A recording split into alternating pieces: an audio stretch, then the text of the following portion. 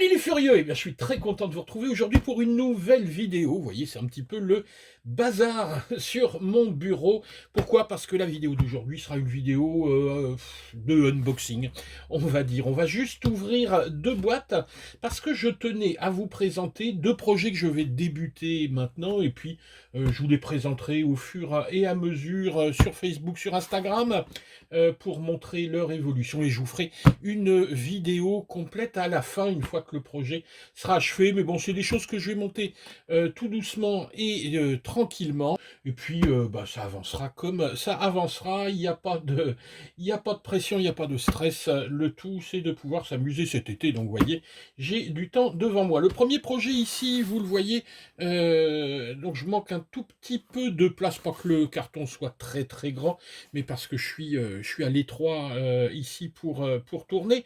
C'est un avion de voltige F3P. F3P, qu'est-ce que c'est? C'est la catégorie voltige électrique. Donc c'est un avion qui est prévu pour voler soit en indoor, dans des grands indoor, soit à l'extérieur. Le tout, c'est de s'amuser ici avec un avion qui sera relativement solide.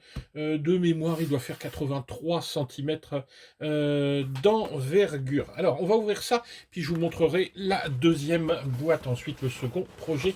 Ensuite, vous voyez, je vous ai attendu pour ouvrir. C'est arrivé, alors c'est arrivé hier, et comme j'avais du travail, j'ai pas pu m'en charger. Donc on va découvrir ensemble. Je sais absolument pas ce qu'il y a à l'intérieur, comment s'organise cet appareil, ce qu'il y a à monter. Normalement, il est en PNP, donc l'essentiel doit être installé. Hop. Alors, on va essayer.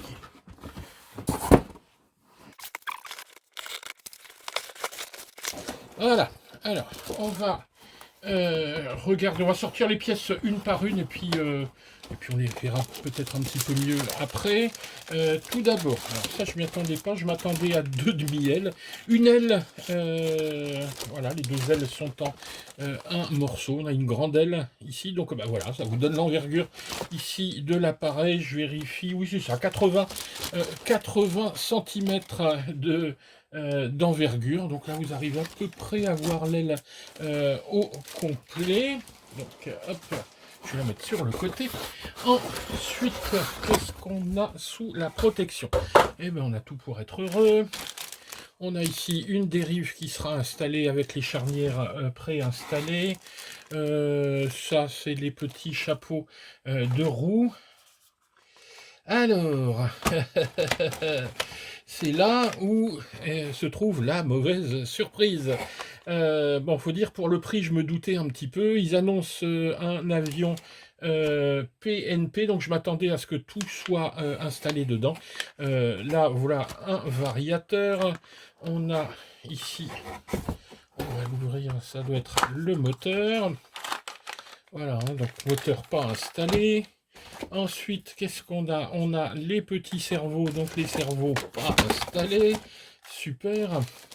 Alors là, je ne suis pas très très content parce que sur la fiche produit, c'était les photos, tout était installé. Ah ouais, non, non, là, il y a vraiment...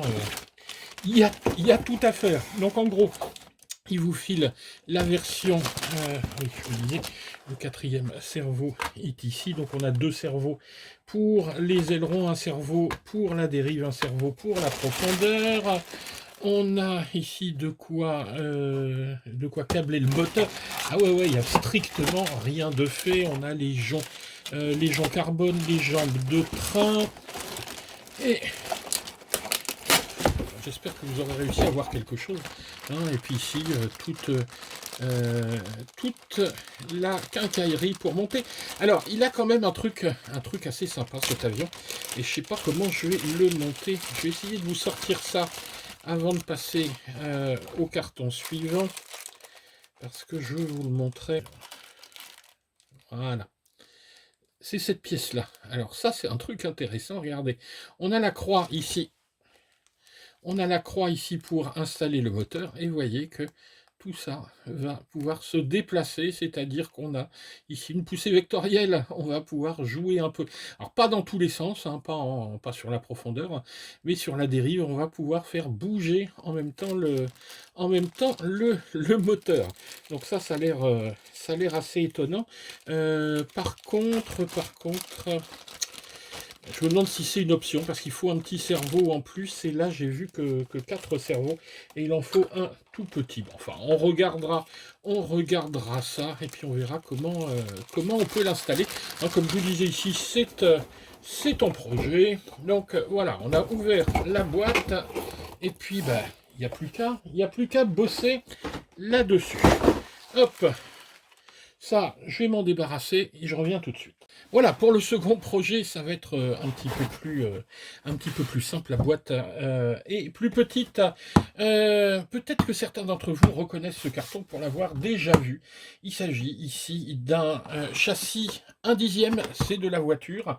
Un châssis que je vous ai déjà présenté. Tiens, je vous mets la vidéo tout de suite. C'est le châssis de la Blaze R2. Et alors vous allez me dire, bah oui, on va pas quand même pas recommencer la même vidéo. Non, parce qu'on va faire un mix entre ce châssis et une autre vidéo que je vous ai montré. Regardez, je la mets là également. C'est la ZD Racing TC10. Alors ma TC10, j'ai eu quelques petits déboires avec.